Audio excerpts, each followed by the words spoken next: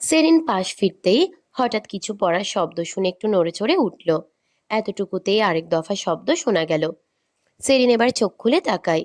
সে হন্তদন্ত হয়ে বিছানায় উঠে বসে। পাশের টেবিলে লাইট জ্বালে দ্রুত। ঘরেতে কেউ নেই। চারিদিকে চোখ বুলিয়ে সেরিন কাউকে দেখতে পায় না। সেরিন বিছানা ছেড়ে নেমে নিজের রুমে লাইট জ্বালে। কায়ান যে জানালা দিয়ে তার ঘরে আসে সেই জানালাটা নড়ছে। আজকাল ভীষণ গরম পড়েছে। বৈশাখ মাসের টান টান দিন চলছে। গ্রামের বাড়ির সব জানালাগুলোই প্রায় খোলা থাকে। সেরিনেরও ঘরের জানালাও খোলা। তাই সেরিন জানালার দিকে এগিয়ে গিয়ে দেখতে পায় তাদের গরুর গোয়ালের কাছে কারোর ছায়া। গোয়ালের বাম দিকে একটা লাইট জ্বলে সবসময়। পাশেই মুরগির ঘর। সেরিন সেই আলোর নিচে একটা ছায়া দেখে, কিন্তু কার ছায়া সেটা দেখতে পায় না।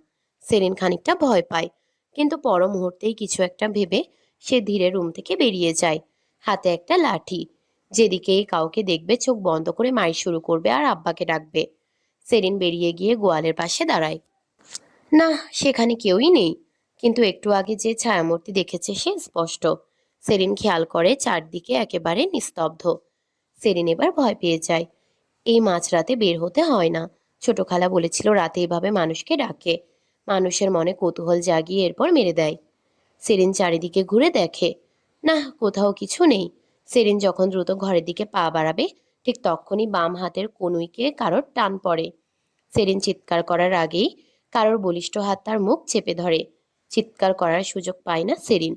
ভয়ে বুকের ভেতর ধুকপুক শুরু হয়েছে। রিল্যাক্স, এত ভয় পাচ্ছ কেন? চেনা পরিচিত কণ্ঠ শুনে সেরিন শান্ত হয়ে যায়। সেরিনকে শান্ত হতে দেখে কায়ান সেরিনের মুখ থেকে হাত সরায়। সেরিন ফিরে তাকায়। পরনে কালো শার্ট, কোকড়া চুলগুলো এলোমেলো। ঢিলা প্যান্টটা বেশ লম্বা। বাম হাতের ঘড়িটা অন্ধকারে হালকা নীলচে আলো দিচ্ছে। দু হাতে কালো গ্লাভস পরা। হয়তো বাইক চালিয়ে এসেছে। আপনি এখানে ছিলেন? কায়ান মৃদু হাসে। সে সেরিনকে জড়িয়ে ধরে। খানিকক্ষণের জন্য সবকিছু পুনরায় নীরবতা পালন করলো। কায়ানের শক্ত মুঠো যেন সেরিনকে পারলে নিজের বুকের ভেতর ঢুকিয়ে নেয়। সেরিন চুপচাপ থাকে ওভাবেই। কিছুক্ষণ পর কায়ান মাথা তুলে সেরিনের দিকে তাকায়। সেরিনের গালে হাত রাখে। এত রাতে বাইরে কেন এসেছো? ভয় পাও না কিছুর? হ্যাঁ, তাই তো। কিন্তু আমি ভেবেছি চোর। আপনি তো ঘরে আসেন, আজ আসেননি কেন? যেতে সময় দাওনি, তার আগেই তুমি চলে এসেছো। গোয়ালের পাশে ছায়া পড়তে দেখেছি, ভাবলাম চোর হয়তো। তাহলে তোমার মা বাবাকে ডাকা উচিত ছিল। একা কেন বের হলে? কিন্তু মা বাবাকে ডাকলে আপনি ধরা পড়ে যেতেন তখন। আমি নাও হতে পারতাম সেরিন। এমনটা আর কখনো করবে না। কায়ানকে বেশ চিন্তিত দেখাচ্ছে। সেরিন আর কিছু বলল না। আপনি বাইকে এসেছেন? হ্যাঁ, কেন? এমনি ইচ্ছা হলো তাই। তাহলে এত রাস্তা বাইকে করে আসবেন? যাবে ঘুরতে আমার সাথে? প্রস্তাবখানা ভীষণ পছন্দ হয় সেরিনের। তবে পেছন ফিরে বাড়ির দরজা খোলা দেখে বলে। একটু দাঁড়ান, দরজা দিয়ে আসি। যাও। সেরিন আস্তে পা ফেলে নিজের রুমের দরজা খুলে বের হলো। তারপর নিঃশব্দে সদর দরজাটাও টেনে দিল। চারপাশ তখন নিস্তব্ধ। গ্রামের রাত। হালকা ঠান্ডা হাওয়া আর দূরের ঝিঝি পোকার ডাক। কায়ানের বাইকটা আগের মতোই বাড়ি থেকে একটু দূরে দাঁড়িয়েছিল। সেরিন এগিয়ে যেতেই কায়ান একটা হেলমেট বাড়িয়ে দিল। সেরিন চুপচাপ সেটা পরে নিল। কায়ান বাইকে উঠে বসলো। আর পেছনে এসে বসলো সেরিন। কিছুক্ষণ পরই বাইক স্টার্ট হলো। রাতের ফাঁকা রাস্তা। দুপাশে সবুজে ঘেরা গাছপালা। সেই পথ ধরে দ্রুত ছুটে চলল তারা। হাওয়ার স্পর্শে সেরিনের মনটা হালকা হয়ে গেল। সে দুহাত ছড়িয়ে দিল, যেন এই মুহূর্তটাকে পুরোটা নিজের করে নিতে চায়। কায়ান এক ঝলক পেছনে তাকিয়ে হালকা গলায় বলল। আমাকে ধরে বসো সেরিন, না হলে পড়ে যাবে। সেরিন দুষ্টু হেসে সামনে ঝুঁকে পড়ল। দু হাত দিয়ে কায়ানের কোমর জড়িয়ে ধরল। হঠাৎ করেই কায়ান বাইক থামিয়ে দিল। সেরিন একটু অবাক হয়ে গেল। কায়ান ঘাড় ঘুরিয়ে মুচকি হেসে বলল। সেরিন বাঁকা হেসে উত্তর দেয়। আমি নট চেজিং ইউ। আপনি তো বললেন ধরে বসো। কায়ান হাসে। দিন দিন খুব পেকে যাচ্ছ তুমি। বারে, আপনি যখন তখন চেপে ধরে যা মন চায় তাই করবেন, আর সামান্য আপনার কোমর জড়িয়ে ধরলে দোষ? কায়ান চুপচাপ শুনে সেরিনের বলা কথা। এরপর খানিকটা হেসে বলে। হুম, না দোষ না। বদলে তুমি যখন তখন চেপে ধরে চুমু খেতে পারো, বাধা দেব না। কথাগুলো শুনে সেরিন একটু লজ্জা পেল, কিন্তু তার চোখে মুখে ছিল এক অদ্ভুত খুশি।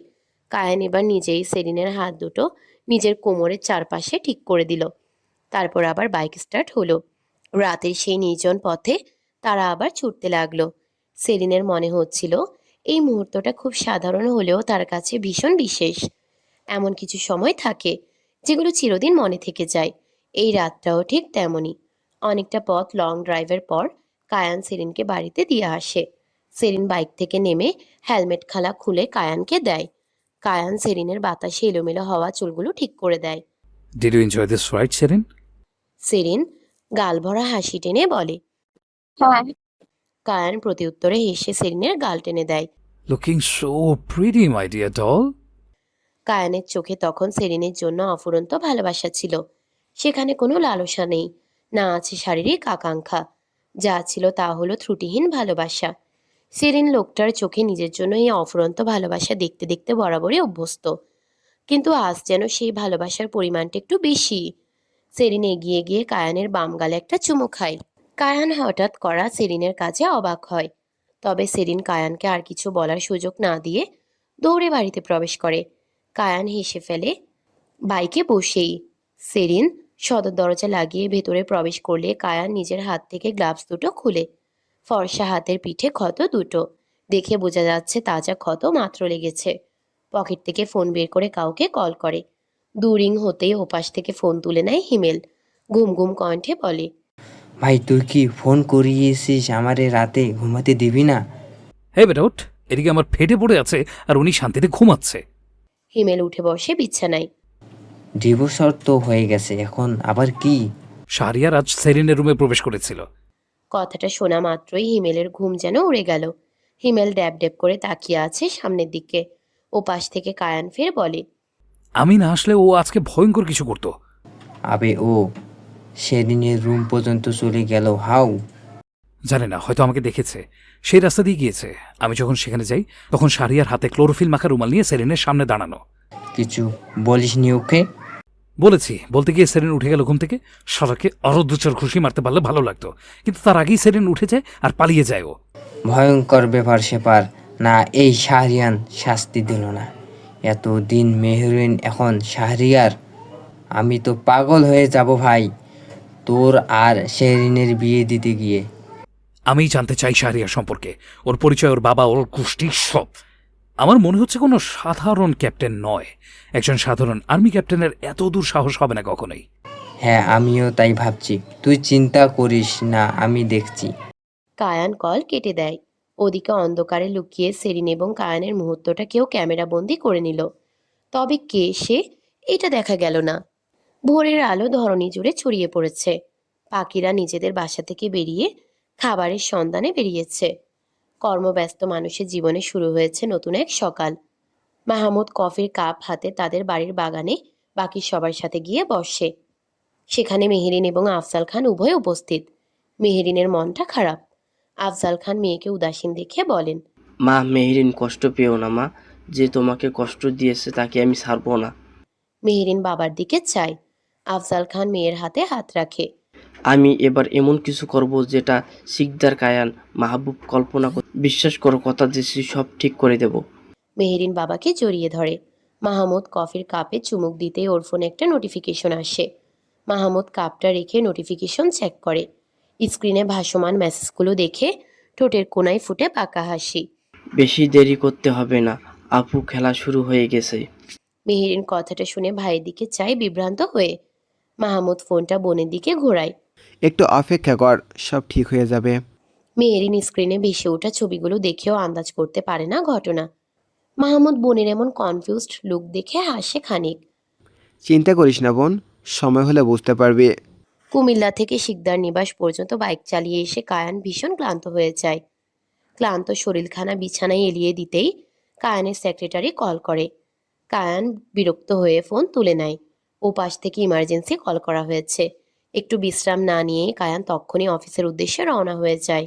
সকাল সকাল গোয়াল থেকে গরু বার করে দিয়ে হাঁস মুরগির ঘর খুলে দিচ্ছিলেন নুরবানু শিকদার। হাঁস মুরগির ঘরে আজ বেশ কিছু ডিম পেলেন তিনি। দেরি না করে ঘর থেকে একটা জালি নিয়ে ডিমগুলো তুলে রাখলেন। এমন সময় আকবর মিয়া সহ বেশ কিছু মুরব্বীরা বাড়ির উঠানে পা রাখল। আকবর মিয়া হলেন গ্রামের একজন প্রভাবশালী মানুষ। তার পূর্বপুরুষেরা এই গ্রামে জমিদার ছিলেন, ফলে তিনি বর্তমানে গ্রামের মাতব্বর। অনেকগুলো পরপুরুষকে দেখে নুরবানু শিকদার মাথায় কাপড় তুলে নিল। বসা থেকে উঠে দাঁড়িয়ে বলল। আসসালামু আলাইকুম ভাই। আকবর মিয়া এগিয়ে এলেন। ওয়ালাইকুম আসসালাম। আবু সুফিয়ান আছে ঘরে? জি ভাই আছে, আসুন আপনারা। তাকে ডাকেন। ভাবি, এখানে কোনো ভালো আলাপ করতে আমরা আসিনি। আকবর মিয়ার কণ্ঠ শুনে নুরবানু শিকদারের বেশ অদ্ভুত লাগলো। লোকটা এভাবে কথা বলে না। নুরবানু শিকদার দ্রুত পায়ে ডিমের ঝুড়িটা হাতে ঘরে চলে গেলেন। রুমে বসে থাকা আবু সুফিয়ানকে ডেকে ফের বের হলেন দম্পতি। আসবার সময় কিছু চেয়ার নিয়ে উঠানে দিলেন। আকবর মিয়া বসলেন। সামনে আবু সুফিয়ান। আকবর মিয়া পাশের ছেলেটার থেকে ফোন নিয়ে কিছু বের করে আবু সুফিয়ানের সামনে রাখলেন। দেখ তো ভাই, চেনা যায় মেয়েটাকে? আবু সুফিয়ান ফোনটা হাতে নিয়ে অবাক হয়ে তাকিয়ে রইলেন। ছবিতে সেরিন একটা ছেলের কাছাকাছি দাঁড়িয়ে। ছেলেটা সেরিনের কোমর জড়িয়ে ধরে রেখেছে। এরপর আরও বেশ কিছু ছবি, কিন্তু ছেলেটাকে বোঝা যাচ্ছে না। আবু সুফিয়ানের হাত কাঁপতে শুরু করলেন। মেয়েটা এত রাতে একটা ছেলের সাথে তাদেরই বাড়ির সামনে এভাবে দাঁড়িয়ে আছে। নুরবানু শিকদার স্বামীর অস্থিরতা অনুভব করতে পারলেন। তিনি ফোনটা হাতে নিয়ে ছবিগুলো দেখে অবাক হয়ে গেলেন। আকবর মিয়া রাগান্বিত কণ্ঠে বলা শুরু করলেন। গ্রামের ছেলে মেয়ে এত নিচে নাইমা যাবে টের পাইনি ভাই। তোমার মায়াডারে ভালো ভাবছিলাম। রাত বিয়ারেতে পর পুরুষ এত ঘনিষ্ঠ মানে বুঝ কত দূর। মায়ারে সামলাও। মায়া কেন এরাম করবে? প্রেম করবে করুক, সেটা আলাদা করুক দিনের বেলায়। হেরও তো বিয়াও হয়নি যে কইব মায়ার বিয়া হয়েছে, স্বামীর সাথে এসব করে। মায়া এত রাইতে কি করে সেটা আমারে বুঝাও। আবু সুফিয়ান স্তব্ধ। কিছু বলার ভাষা হারিয়ে ফেলেছেন। একজন কন্যা সন্তানের বাবা হিসাবে অন্যের মুখে এসব কথা শোনা থেকে মৃত্যু বুঝি বেশি ভালো। আকবর মিয়ার কথার মাঝে পাশ থেকে একজন বলে উঠলেন। ভাইজান, যারা শরীর বেচায় মাইয়া সহজ ভাষায় বা- তারাই এত রাতে বাইর হয়, পরপুরের সাথে দেখা করে। বিষয়টা মনে হয় আপনাকে বোঝানো লাগতো না। নুরবানু শিকদার আর শুনতে পারলেন না। তিনি দু হাতে কান চেপে ধরলেন। আপনারা আমার মেয়েটাকে এতটা জঘন্য খেতাব দিয়েন না ভাইজান। ও ছোট মানুষ, আমি শুনবো ওর কাছে সবটা।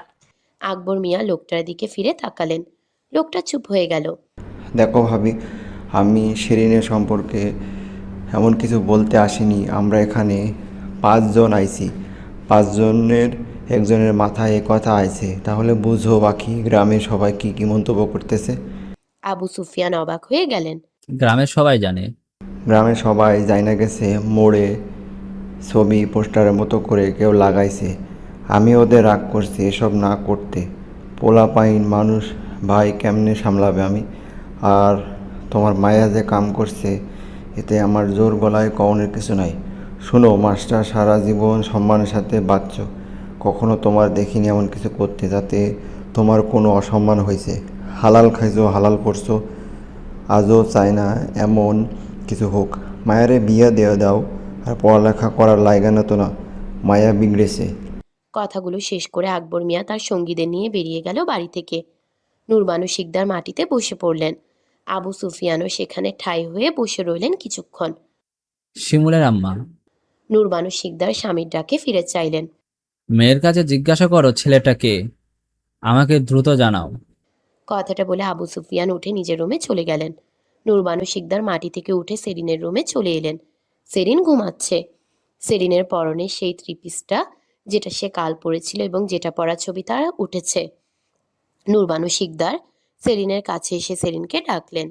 শেরিন, শেরিন, শেরিন, ওঠ। মায়ের গম্ভীর এবং খানিকটা কান্না মিশ্রিত কণ্ঠ শুনে সেরিন চোখ তুলে তাকায়। আমার কি হয়েছে? উঠে উঠে বস। সেরিন উঠে বসে বিছানায়। সেরিনের চোখ মুখ দেখে বোঝা যাচ্ছে সে ঘুমায়নি রাতে। তারপর সেরিনের পরনের ত্রিপিসটা। নুরবানু শিকদারের সামনে সবকিছু পরিষ্কার। তিনি হুট করে মেয়ের গালে থাপ্পড় বসিয়ে দিলেন। সকাল সকাল মায়ের হাতের থাপ্পড় খেয়ে সেরিনের ঘুম যেন উবে গেল। সে চোখ বিস্মিত চোখে মায়ের দিকে তাকিয়ে রয়। নুরবানু শিকদার এগিয়ে গিয়ে সেরিনের চুলগুলো টেনে ধরলেন। তার রাগ কমছে না। মেয়েটাকে দেখে তার প্রচণ্ড রাগ হচ্ছে। সেরিন ব্যথায় আর্তনাদ করে উঠল। রাত বিরাতে কার সাথে ঘুরিস তুই? কাল মাঝরাতে কার সাথে দেখা করেছিস? কোন ছেলের সাথে ঢলাঢলি করেছিস? তোর ছবি গ্রামের মানুষের ভেতর ছড়িয়ে গিয়েছে। মুখপুরি, কে ওই ছেলে যার সাথে তোর রাতে দেখা করতে হয়?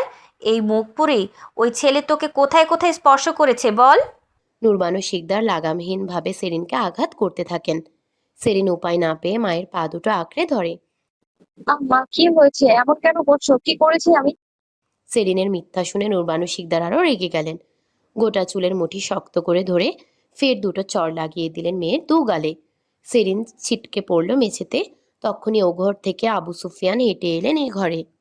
কি করছো নুরবানু? আমাকে বাধা দেবেন না। ওর কিসের কম ছিল? আপনি ওকে কিসের কমতে দিয়েছেন যে আজকে এই পর্যায়ে নেমে গেল?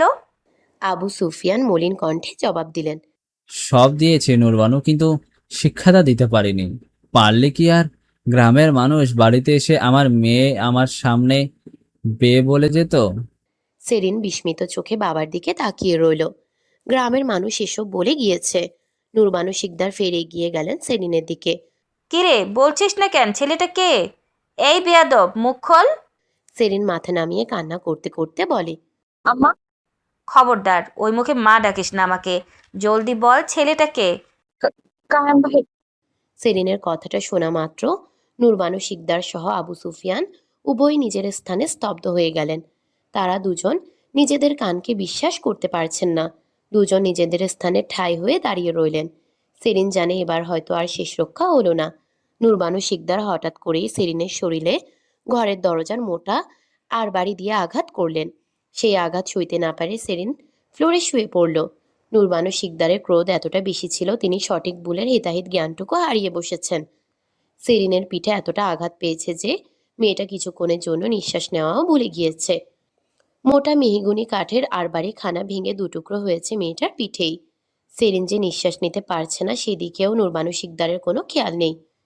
তিনি এগিয়ে এসে সেরিনের চুলের মুঠি ধরে উঁচু করলেন। সেরিনের মুখশ্রী রক্তিম বর্ণ ধারণ করেছে।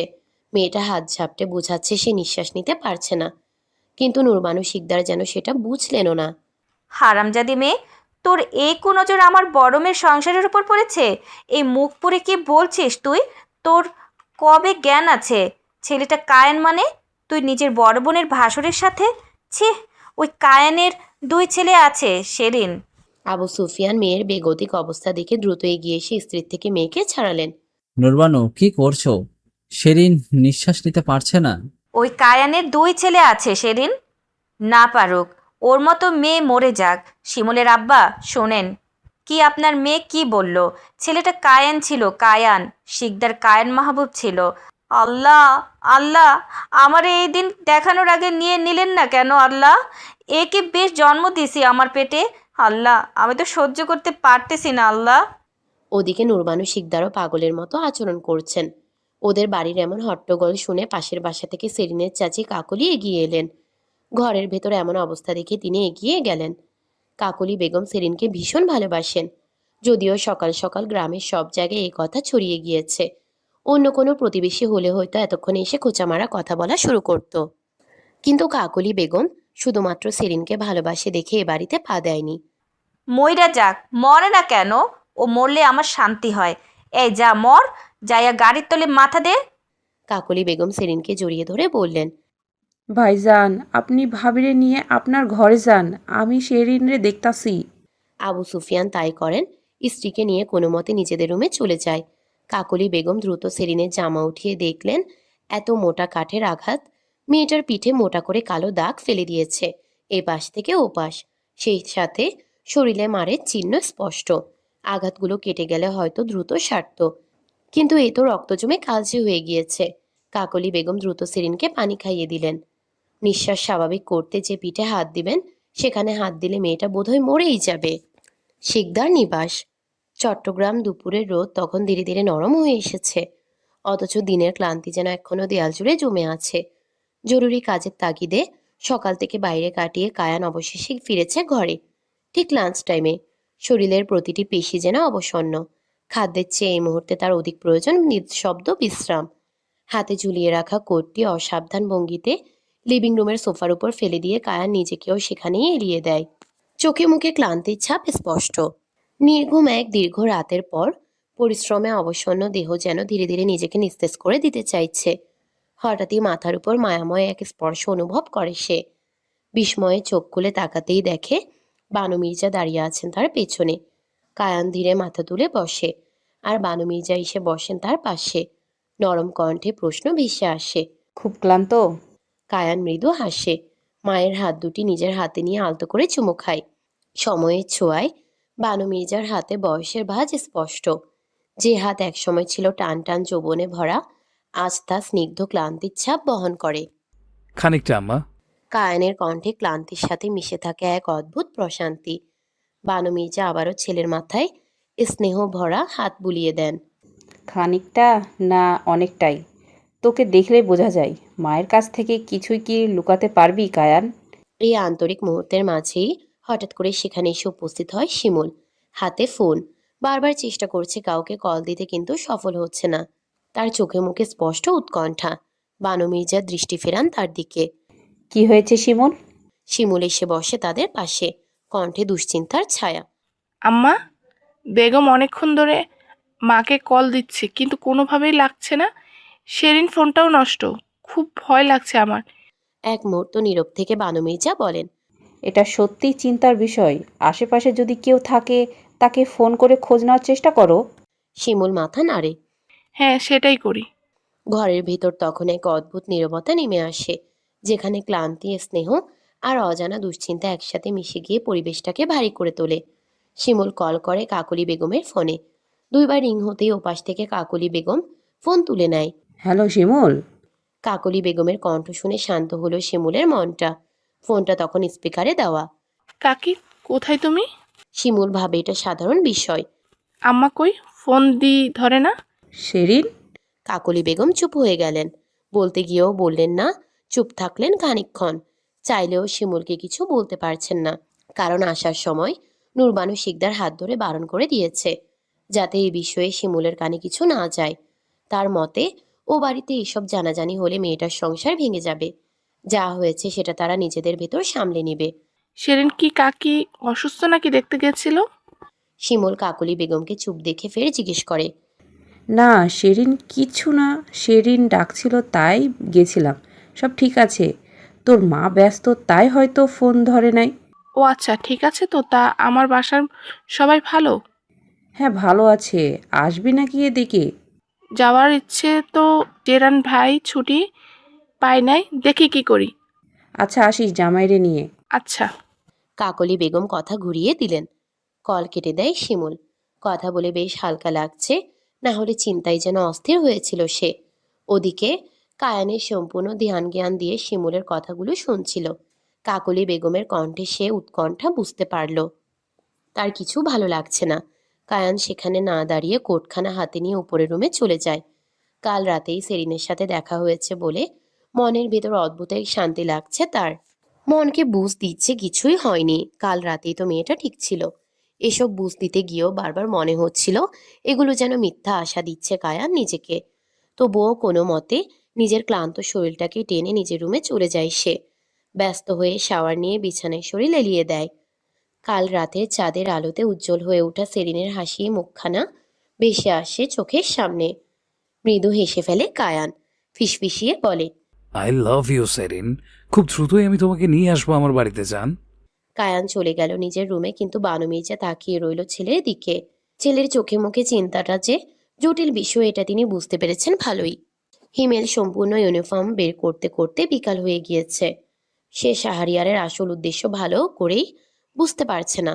ছেলেটার চরিত্র খুবই জটিল রহস্যে ঘেরা। এসব করতে করতে হিমেলের কাছে একটা ফোন কল আসে। কুমিল্লাতে সে একজন ডিটেকটিভ হায়ার করে দিয়ে এসেছিল, সেই কল করেছে। হিমেল কলটা রিসিভ করে ফোনটা কানে ধরে। হ্যালো। স্যার আসসালামু আলাইকুম। ওয়ালাইকুম আসসালাম, বলো। স্যার এদিকে ভীষণ অদ্ভুত এক ঘটনা ঘটেছে। কি ঘটনা? কেউ সেলিন ম্যাডামের সাথে কেহান স্যারের ছবি তুলে সেটাকে পোস্টার হিসেবে সম্পূর্ণ গ্রামের অলিতে গলিতে ছড়িয়ে দিয়েছে। আজ সকালে নাকি মাতাব্বর গিয়েছিল সেলিন ম্যাডামদের বাড়িতে। আমার মনে হয় পরিস্থিতি ভয়ঙ্কর। সাধারণত এমন কিছু হলে আমার ধারণা ম্যাম মার খেয়েছে। আজ সারাদিন উনি বাড়ি থেকেও বার হননি। গ্রামের মানুষ খুবই বাজে শব্দ ব্যবহার করেছে ম্যাডামের জন্য। এই ছবি তুলেছে কেন? এটা কোনো সিক্রেট স্পাই হবে। ক্যাপ্টেন শাহরিয়ারের কাজ হলে বুঝতে পারতাম। থার্ড পার্টিটা আবার কে? আর সময় লাগবে, কিন্তু কে বা কার থেকে ছবিটা এসেছে এটা বের করা এত সহজ হবে না। ওকে, তুমি কাজে লেগে পড়ো। এই খবর দেওয়ার জন্য ধন্যবাদ। জি স্যার। ডিটেকটিভ কল কাটতেই হিমেল কায়ানের নাম্বারে কল করে, কিন্তু পরপর রিং হয়েই চলেছে। কায়ান ফোন তুলে না। ক্লান্ত কায়ান রুমে গিয়ে শাওয়ার নিয়ে ঘুমিয়ে গিয়েছে ফোন সাইলেন্ট করে।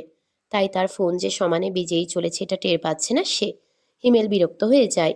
এদিকে তার হাতে কাজ বেশি, সে চাইলেও বের হতে পারছে না এখান থেকে। কুমিল্লা। দিনটি যেন শুরু থেকেই বেদনার এক দীর্ঘ ছায়া টেনে এনেছিল এই বাড়ির উপর। সকাল থেকে সময় গড়িয়ে বিকেল, তবু সেই ভারী অন্ধকার কাটেনি। নূরবানু শিকদারের ঘরে আজ উনুন জ্বলেনি, ধোঁয়া ওঠেনি চুলা থেকে, রান্নার গন্ধে ভরেনি বাতাস। ফলে সারাদিন কেউ মুখে এক কণা আহারও তোলেনি। ঘর জুড়ে নেমে এসেছে এক নিঃশব্দ দুর্দশা। যেন অভাব নয়, অভিমান আর অনুশোচনার ভারে নুয়ে পড়েছে প্রতিটি দেয়াল। সকালে নির্মম আঘাতে সেরিনের শরীর ভেঙে পড়েছে সম্পূর্ণ। বিছানার উপর নিথর পড়ে আছে সে। উঠে বসা শক্তিটুকুও যেন আর অবশিষ্ট নেই। শরীরের প্রতিটি অঙ্গ ব্যথায় জর্জরিত, যেন ভিতর থেকে কেউ তাকে ছিঁড়ে ফেলছে ধীরে ধীরে। না কোনো ঔষধ, না এক বিন্দু খাদ্য। শূন্য পেটে কেবল যন্ত্রণাই জমে উঠছে স্তরে স্তরে। সময়ের সঙ্গে সঙ্গে সেই ব্যথা আরও তীব্র হয়ে উঠেছে, আর তার সাথে জ্বর এসে দগ্ধ করছে চোখ মুখ। শরীর জ্বলে উঠছে নিঃশব্দ আগুনে। চাইলেও আর নিজেকে নাড়াতে পারছে না সে। অসহায় নিস্তব্ধ নিঃশেষ। ঘরের সামনে বিস্তীর্ণ বারান্দায় বসে আছেন নূরবানু শিকদার। মাথা নিচু, দু হাত দিয়ে আঁকড়ে ধরেছেন নিজের কপাল। দৃষ্টি তার সামনের উঠোনে, অথচ চোখ যেন কিছুই দেখছে না, বা হয়তো এমন কিছু দেখছে যা ভাষায় ধরা যায় না।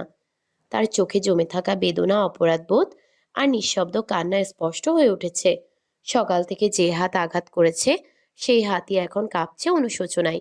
যে কণ্ঠে উচ্চারিত হয়েছে রাগ আর তিরস্কার, সে কণ্ঠই এখন স্তব্ধ হয়ে আছে গভীর অনুতাপে।